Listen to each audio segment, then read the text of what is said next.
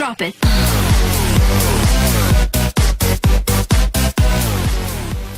Oke Sobat Sonora, jumpa lagi di Ruang Gizi dan tentunya kita akan membahas topik setiap minggunya Sobat Sonora seputaran gizi dan kali ini menarik banget. Kita akan membahas menu seimbang balita nih Sobat Sonora, dan pastinya saya tidak sendiri. Di samping saya sudah bersama Bapak Dr. Insinyur Ikoma Agus Jaya Mataram MKes, ini jurusan Gizi Poltekkes Denpasar. Pak, apa kabar? Baik. Oke Pak, kita akan membahas tentang menu seimbang balita nih Pak untuk hari ini. Menarik sekali. Tapi sebelum kita membahas lebih lanjut, ada masalah gizi apa nih balita Pak? Kenapa kita penting membahas ini? Ya, gizi seimbang itu sangat perlu diperhatikan karena saat ini masih ada masalah gizi di balita khususnya.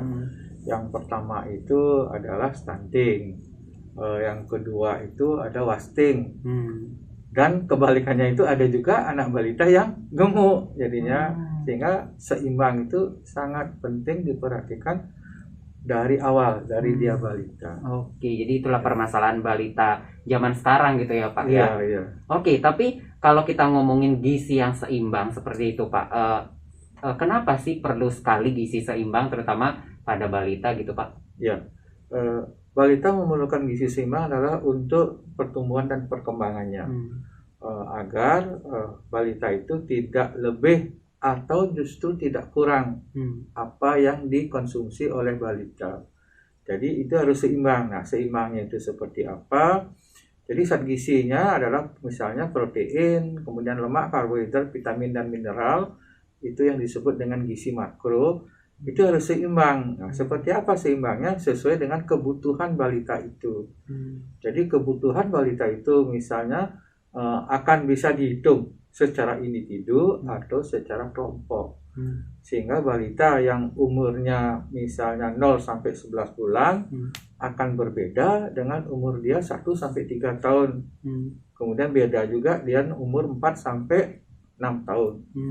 Jadi jangan sampai anak yang umur 11 bulan misalnya diberikan makan terlalu banyak atau justru dia tidak makan gitu. Jadinya harus seimbang. Nah, seimbangnya seperti apa? Jadi misalnya kalau kebutuhan kalorinya 800 kalori itu disebut, jadi tidak perlu pusing, itu biar ahli gizi yang menangani. Nah, itu hanya perlu misalnya nasi 75 gram, kemudian ayam 50 gram, kemudian sayur buah bebas.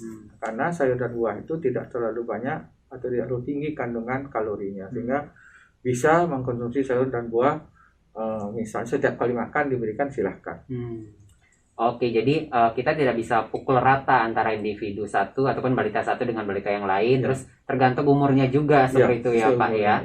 Oke, kalau kita ngomongin gizi seimbang itu kan saya sempat baca ada pilar gizi seimbang gitu Pak. Ini apa maksudnya dan seperti apa pilar gizi seimbang itu Pak? Pilar gizi seimbang itu kan berlaku umum itu. Misalnya makan beraneka ragam gitu. Jadinya jangan menuntut misalnya makan nasi saja.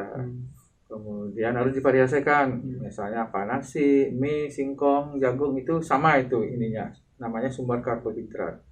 Kemudian misalnya lauknya, lauk hewani banyak. Lauk hewani itu ada ayam, ada ikan, ada daging dan sebagainya. Yang mana disukai, itulah yang disajikan untuk anak balita. Demikian juga sayur dan buah sebagai sumber vitamin dan mineral. Nah, itu sangat penting untuk pertumbuhan. Karena pada saat balita itulah diperlukan gizi seimbang sehingga dia tumbuhnya optimal. Nah, di samping pertumbuhan tingginya, kemudian perkembangan otaknya, kemudian dia harus bisa beraktivitas, itu sangat diperlukan adalah menu seimbang itu adalah proteinnya. Karena di situ diperlukan untuk pertumbuhan dan perkembangannya. Kemudian misalnya di situ juga ada dia harus beraktivitas. Nah, ini umum, ini bukan untuk balita saja. Kalau balita nggak bisa jalan ya gimana? Tapi untuk remaja, untuk dewasa, untuk misalnya lansia itu perlu beraktivitas. Kemudian mengkonsumsi air di situ, silahkan. Jadi jangan sampai balita itu kekurangan air. Itu yang sangat, apalagi balita itu sudah diberikan susu kaleng. Susu formula itu harus diberikan air yang mencukupi. Kemudian ada 4 ya begitu ya. Hmm. Yang pertama makan beragam, kemudian aktivitas fisik, Hmm. kemudian hidup berperilaku PHBS itu, perilaku hidup bersih itu harus Hmm. diterapkan. Hmm. Satu lagi tadi yang terakhir itu adalah makan yang mengandung makan pokok itu yang beragam itu. Hmm.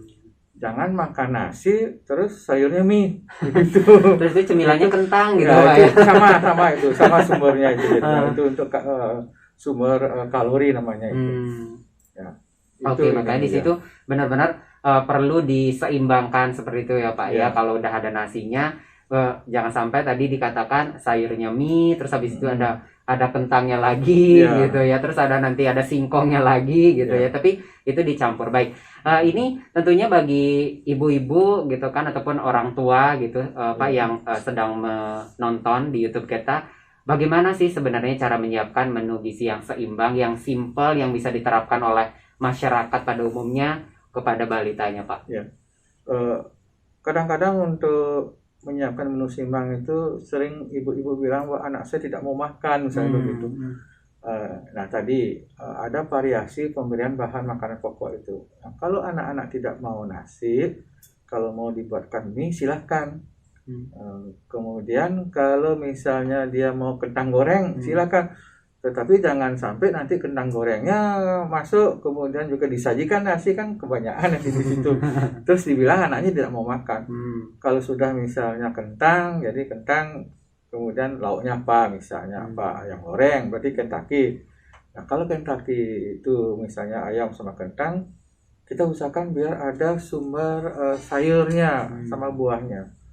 Silakan dipilih, ini sangat tergantung kepada kebiasaan ibu menyiapkan untuk anaknya. Kadang-kadang ada anak saya tidak makan sayur. Sudahkah sayur itu dicobakan? Kemudian cara memasaknya seperti apa sehingga si anak mau, atau dikombinasikan. Misalnya telur dadar. Bisa ditambahkan misalnya cincangan wortel. Sehingga tidak kelihatan sayurnya. Sehingga yang dikonsumsi itu adalah telurnya saja dilihat itu. Tapi begitu anaknya makan telur, sudah juga masuk sayur. Buah juga demikian. Kalau tidak mau buah yang dipotong-potong, apa di jus misalnya, yang biasa di rumah itu, kalau anak-anak mungkin bagus di jus, sehingga bisa diinikan. Nah, di jus kalau tidak bisa nyedot sendiri itu harus disuapi. Jadi ketelatenan orang tua juga sangat berpengaruh di sini untuk menghabiskan apa yang disajikan oleh orang tuanya sesuai dengan menu seimbang balita. Oke, jadi di sini kekreativitasan dari orang tua juga penting seperti Iya, itu Pak iya, ya. benar. Tidak blok gitu langsung sayur ataupun buah langsung disajikan, tapi bisa dikreasikan. Terus saya sempat dengar juga bahwa kebiasaan orang tua pun itu bisa berpengaruh terhadap anak. Kalau misalnya katanya orang tuanya memang nggak sering makan sayur, anaknya pun akan terpengaruh. Apa memang seperti itu Pak? Ya, memang ada. Itu tergantung pola asuh. Kalau orang tua tidak suka sayur, tetapi tetap ingin menyiapkan sayur, itu bagus sekali. Jangan sampai orang tua tidak suka sayur Nggak terus ada sayur sama sekali gitu ya. tidak menyediakan sayur untuk balitanya. Kemudian juga misalnya cara masaknya. Nah, kalau salah masaknya misalnya lebih lunak lah misalnya, sehingga balita itu bisa ya cepatlah mengkonsumsi, apalagi geligi-geliginya itu belum merata sekali tumbuh semua. Kemudian untuk menu seimbang ini, ibu itu sangat berperan di mananya. Pada saat ibu memilih juga kan, pertama bahan makannya bagaimana ibu memilih, terus cara masaknya.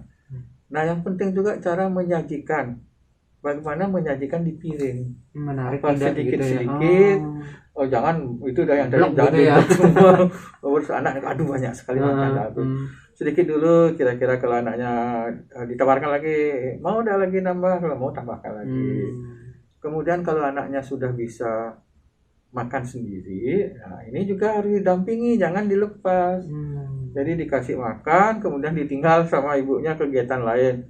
Kita tidak tahu anaknya itu makan, kemudian tercecer, diambil lagi di lantai. Kalau lantainya tidak bersih, akan bisa menyebabkan penyakit.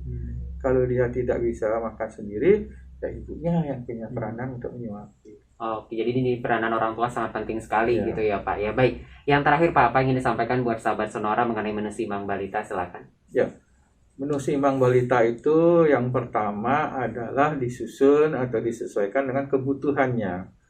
Jadi kebutuhan anak balita berbeda-beda sesuai dengan umurnya.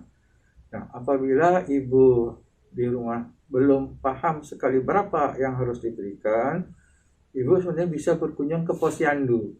Jadi di posyandu itu ada kadar posyandu, ada juga tenaga pelaksana gizi, biasanya ahli gizi. Nah, ini bisa ditanyakan di posyandu.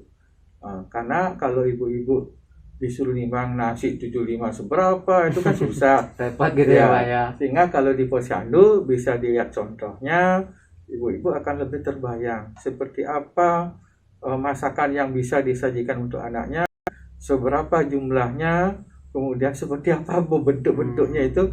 Silakan. Jadi beberapa posyandu saya lihat di lapangan sudah ada yang menyajikan seperti itu. Oke, Ya. baik itu ya sahabat Sonora, tentunya menu seimbang balita yang sudah dikasih tipsnya nih dari Bapak Dr. Insinyur Komang Agus Jaya Mataram MKes, ini jurusan Gizi Poltekkes Denpasar. Terima kasih Pak Ya, sudah berbagi informasi. Kita jumpa lain kesempatan ya. Ya, Baik terima sahabat Sonora, itu dia obrolan kita untuk hari ini. Kita jumpa lagi di lain kesempatan. Bye bye.